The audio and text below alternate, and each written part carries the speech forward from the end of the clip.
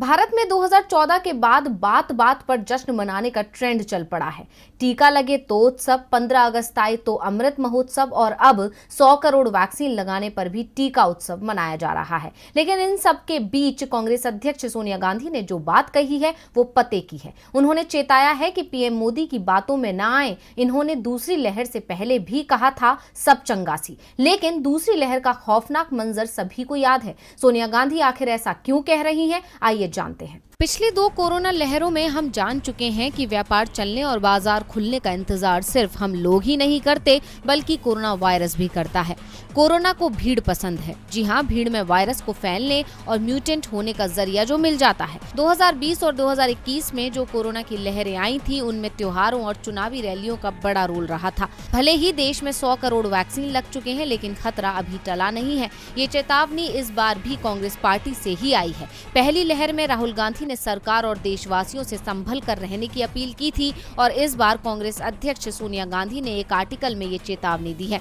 सोनिया गांधी ने कहा है कि हमारे पहले पंक्ति के स्वास्थ्य कर्मियों को इस बात का पूरा श्रेय और बधाई देनी चाहिए कि उन्होंने कोविड-19 वैक्सीन की 100 करोड़ डोज का एक कीर्तिमान स्थापित किया। लेकिन 100 करोड़ वैक्सीन डोज के जश्न में हमें अभी भी ढिलाई नहीं बरतनी चाहिए। हमें अभी भी अच्छी तरह याद है कि किस तरह प्रधानमंत्री ने इस साल अप्रैल में मुख्यमंत्रियों से कहा था कि हमने बिना वैक्सीन के ही कोविड को हरा दिया है। इसके चंद महीने बाद ही देश भर में कोरोना की ऐसी भीषण लहर आई जिसने सरकार के सारे समय से पहले किए गए दावों की हवा निकाल दी। 100 करोड़ वैक्सीन की उपलब्धि के बाद प्रधानमंत्री ने जिस तरह प्रचार प्रसार करना शुरू किया, उससे यह बात लोगों को दिमाग से मिटाने की कोशिश की गई कि दुनिया भर में सिर्फ 2 ही ऐसे देश थे जिन्होंने 100 करोड़ वैक्सीन का आंकड़ा छुआ और हम उसमें दूसरे नंबर पर थे।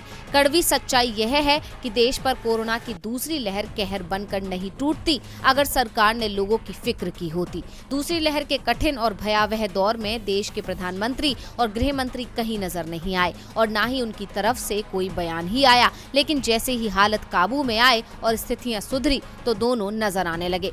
ये बात सच है कि विश्व के कई देशों में तीसरी लहर अपना तांडव दिखा रही है और भारत में भी जल्द ही 5 राज्यों में चुनाव होंगे जहां पार्टियां बड़ी बड़ी रैलियां करेंगी। रैलियों में उमड़ी भीड़ को जीत से जोड़कर डंका पीटेगी, लेकिन इस सब का खामियाजा आम जनता को कोरोना की तीसरी लहर के रूप में उठाना पड़ सकता है। इसलिए जरूरी है कि सरकार, राजनीतिक पार्टियां और आम जनता भी अपनी जिम्मेदारी को समझे और तीसरी लहर लाने में किसी तरह का योगदान ना दे।